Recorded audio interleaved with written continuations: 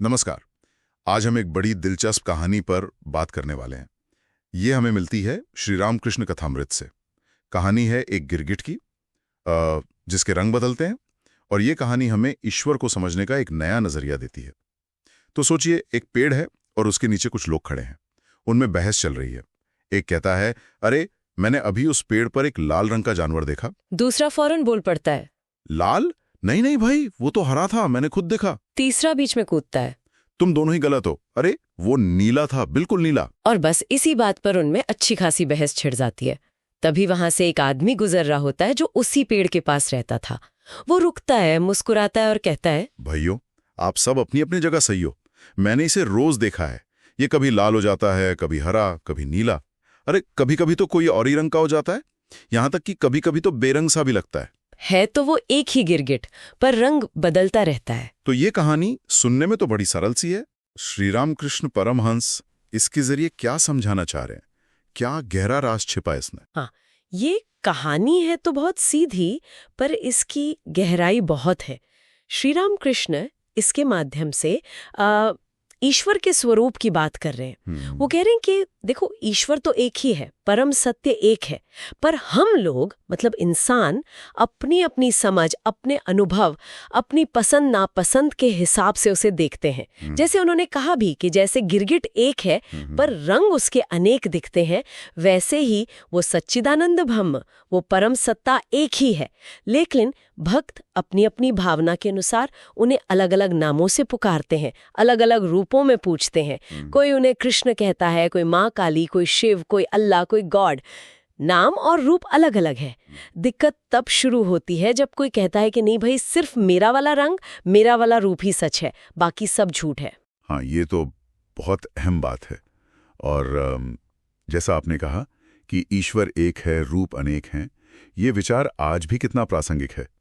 लेकिन उस समय के हिसाब से सोचें, जब धार्मिक कट्टरता शायद और ज्यादा रही हो, तब ये कहना कि सारे रास्ते एक ही मंजिल तक जाते हैं, ये तो काफी क्रांतिकारी बात रही होगी। बिल्कुल बिल्कुल, ये बहुत बड़ी, और उस जमाने के लिए तो सच में बहुत साहसी बात थी। और श्री रामकृष्ण सिर्फ ये कह नहीं रहे थे, उन्होंने तो खुद अलग अलग साधनाएं की। मतलब हिंदू धर्म के अलग अलग पंथों के साथ साथ उन्होंने इस्लाम और ईसाई मत की भी साधना की, और अपने अनुभव से पाया कि सबका सार, सबका लक्ष्य वो एक ही परम सत्य है। इसीलिए वो ये मिसाल देते थे कि जैसे एक ही तालाब का पानी है, पर अलग अलग घाट पर लोग उसे अलग अलग नाम से जानते हैं। कोई जल कहता है, कोई पानी, कोई वाटर। पानी तो वही है। वैसे ही ईश्वर एक है, रास्ते भले ही अलग हों।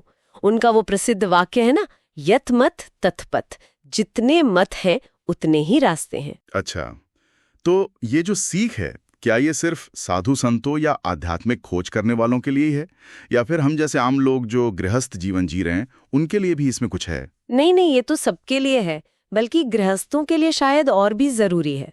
श्री रामकृष्ण हमेशा कहते थे कि देखो, तुम्हारा जो अपना विश्वास है, तुम्हारे जो इष्ट देवता हैं, उन पर पूरी श्रद्धा रखो, उनकी भक्ति पूरी निष्ठा से करो। लेकिन ये कभी मत कहो कि दूसरे का भगवान या दूसरे का रास्ता गलत है। दूसरों की आस्था का सम्मान करो। वो सत्संग पर बहुत जोर देते थे। मतलब ऐसी जगह जहां अलग अलग विचारों के लोग मिलें और उस एक सत्य की बात करें। इससे क्या होता है कि हमारा मन खुलता है, हमें समझ आता है कि अरे, ईश्वर सिर्फ वैसा नहीं है जैसा मैंने सोचा था, वो तो उससे कहीं बड़ा, कहीं विशाल है। और इसमें भक्ति यानी प्रेम और समर्पण का क्या रोल है? क्या सच्ची भक्ति हमें ये अलग अलग रूपों में उसी एक को देखने में मदद करती है? हाँ बिल्कुल, भक्ति का इसमें बहुत बड़ा स्थान है।